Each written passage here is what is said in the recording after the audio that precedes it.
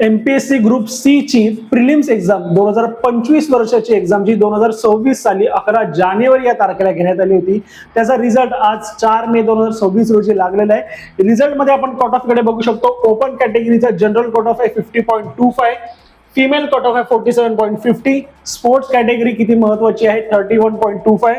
नंतर एससी मध्ये सुद्धा काही फरक नाही, जनरल फिमेल स्पोर्ट्स जशी आहे तशी ओपन मध्ये होती तशी फक्त स्पोर्ट्स मध्ये इकडे 21.75 आहे. एसटी मध्ये जनरल आहे 42, फिमेल आहे 37.50. डीटी, एनटीबी, एसबीसी या कॅटेगरीचा सुद्धा कट ऑफ सांगण्यात आलेला आहे.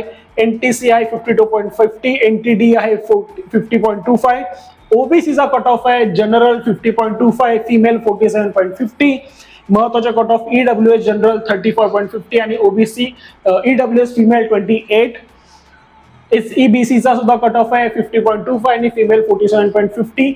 आयोगाने आपल्या वेबसाईट वरती हा निकालाची पीडीएफ दिलेली आहे. आपलं नाव जाऊन आजच चेक करा, तिकडे तुमचं नाव आहे की नाही चेक करा आणि आपल्या मेन्सच्या तयारीला लवकरात लवकर लागा.